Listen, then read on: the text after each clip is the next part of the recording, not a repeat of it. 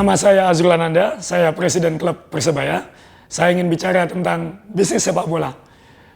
Apakah sepak bola di Indonesia itu sebuah bisnis? Kalau iya itu disebut bisnis, maka ini bisa dibilang sebagai bisnisnya orang gila. Karena pemasukannya belum tentu sama dengan pengeluarannya. Dan kalau pengeluaran lebih besar daripada pemasukan, maka itu tidak bisa dibilang sebagai bisnis yang baik. Dan di Indonesia ini, karena tekanan seperti itu, mengakibatkan sepak bola menjadi mangsa banyak pihak yang mencoba memanfaatkannya.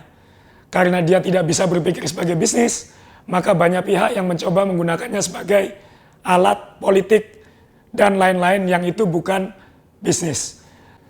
Jadi berapa sebenarnya biaya memiliki sebuah klub sepak bola di Indonesia? Tentu jawabannya macam-macam. Tidak ada yang sama dan bisa sangat bervariasi. Tergantung pada beberapa hal. Misalnya, tujuan didirikan tim itu untuk apa? Tentunya kalau mengejar prestasi beda dengan sekedar eksis. Kemudian yang kedua, di mana dia berada, seberapa besar kotanya, dan seperti apa lingkungannya. Dia berada di kompetisi yang seperti apa. Jadi, jawabannya tentu sangat bervariasi. Tapi, pada dasarnya semua klub punya gambaran kasar yang sama. Dan itu ingin saya sampaikan di papan berikut ini. Dan dalam seri ini saya ingin bicara tentang biaya tim. Biaya tim sepak bola tentu yang paling utama adalah gaji tim. Gaji tim adalah gaji pemain dan tim pelatihnya. Jadi bukan hanya pemain tapi juga pelatih.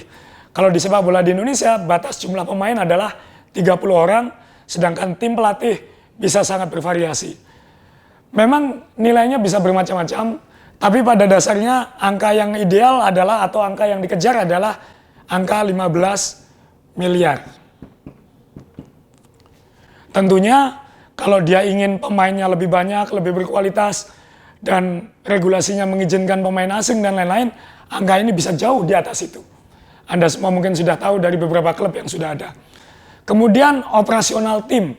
Ini menyangkut keperluan sehari-hari tim, termasuk staf yang lain yang non-tim, misalnya untuk administrasi, operasional, biaya-biaya sehari-hari, perlengkapan, latihan, dan lain-lain yang dibutuhkan selama 1 tahun atau 1 musim. Ini biasanya angkanya di kisaran 10 miliar. Ini kalau hitungan tim itu benar-benar ingin menjadi standar profesional. Kemudian tentunya ada biaya pertandingan home. Biaya pertandingan home ini berapa? Tergantung sekali lagi berapa kali dia bermain. Tapi anggap saja seperti Persebaya yang bermain di Liga 2, yang bermain minimal 7 kali di home, plus mungkin nanti kalau lolos ke babak berikutnya, anggap saja hitungan kasarnya adalah 5 miliar rupiah. Jadi 15 miliar untuk gaji tim, 10 miliar untuk operasional, dan 5 miliar untuk biaya pertandingan home.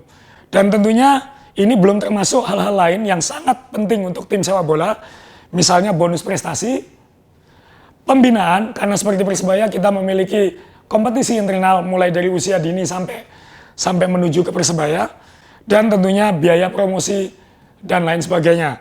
Untung bagi Persebaya, biaya promosi dan lain-lain ini dibantu oleh pemiliknya yaitu Jawa Pos. Tapi untuk tim-tim lain kalau dia ingin berpromosi tentu ada biaya-biaya lain yang muncul dari situ.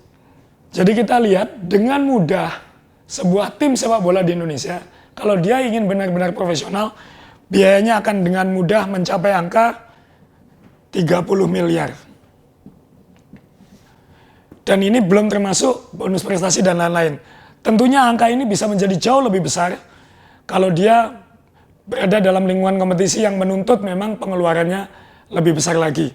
Jadi ini sesuatu yang di Indonesia adalah yang dicari. Tentu angka ini bisa jauh lebih rendah. Bisa menghemat dalam banyak hal. Bisa menghemat gaji pemain bisa lebih rendah. Operasional dibuat lebih irit. Pertandingan home tentu tergantung besar stadion, kebutuhan keamanan, dan lain-lain sebagainya. Bonus tentu kita bisa tidak memberi kalau memang tidak mau. Kemudian pembinaan stop saja kalau kita tidak mau. Dan tentunya tidak perlu melakukan promosi dan lain-lain. Tapi sekali lagi, apakah itu yang diinginkan oleh penggemar? Tentu tidak. Apalagi klub sebesar dan legendaris seperti Persebaya yang punya tujuan mencapai prestasi dan itu tidak ada ukurannya berapa biaya yang dibutuhkan untuk mencapai prestasi. Angkanya bisa terus naik, naik, dan naik. Jadi angka 30 miliar ini adalah angka yang standar yang mungkin minimal dibutuhkan untuk klub-klub selevel Persebaya di liga manapun dia berada. Lalu dari mana tim bisa mendapatkan uang untuk menutupkan biaya sebesar ini? Kita nanti akan bahas di video seri kedua.